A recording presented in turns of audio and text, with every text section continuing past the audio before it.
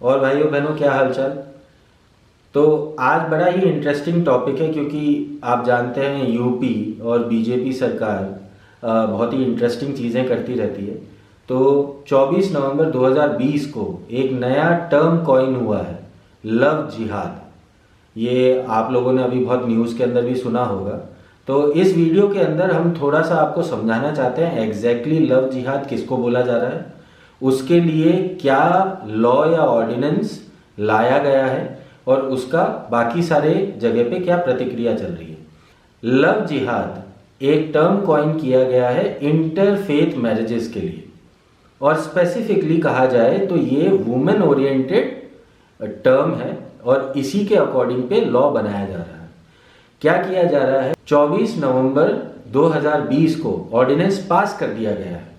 इस ऑर्डिनेंस के अंदर ये कहा गया है कि अगर कोई भी वुमन जिसको धर्म परिवर्तन के लिए शादी की जा रही है या जिसका शादी की वजह से धर्म परिवर्तन कराया जा रहा है, वो शादी को नल एंड वॉइड माना जाएगा और इसके रिगार्डिंग पेनल्टी भी अनाउंस कर दी गई है। इसको मैं थोड़ा एक्सप्लेन कर देता हूँ। लेट सपोज आपकी शादी हो रही है हिंदू और मुस्लिम के बीच में, लड़की हिंदू है और लड़का मुस्लिम है और उसको शादी करने के लिए मुस्लिम धर्म अपनाना पड़ेगा। तो अगर वो ऐसा करवाया जाता है लड़की के लिए तो उसे अनलॉफुल माना जाएगा।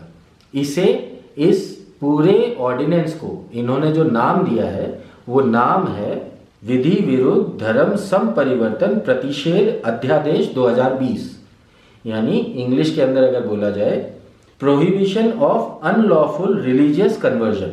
तो इससे आपको थोड़ी समझ मिल गई होगी कि बेसिकली ये उस तरफ ओरिएंटेड है कि आपका धर्म परिवर्तन नहीं होना चाहिए अगर आप शादी कर रहे हैं उसके लिए।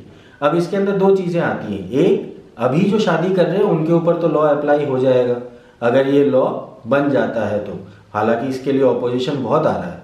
और जिनकी शादी ऑलरेडी हो चुकी है उनके अंदर भी ये लॉ क्या कहता है कि अगर आपकी शादी हो गई है और आपने जबरदस्ती धर्म परिवर्तन कराया है तो भी आप इसके परव्यू में आते हो, और अगर आप करवाना चाहते हो तो आपको एक ऑफिशियल एप्लीकेशन सबमिट करनी पड़ेगी जिसके ऊपर वो जो रिस्पेक्टिव डिपार्टमेंट है वो अप्रूवल देगा, तभी आप कर सकते हो।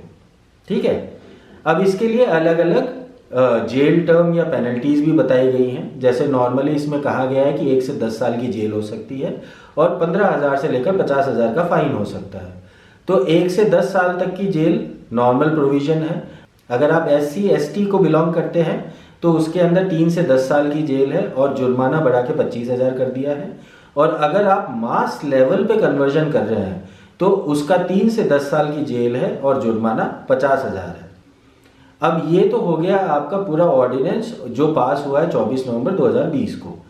अब इसी की तर्ज के ऊपर ये भी कहने को आ रहा है कि जो हरियाणा, MP, कर्नाटक ऐसे स्टेट्स ये भी ऐसा ही ऑर्डिनेंस लाने की सोच रहे हैं।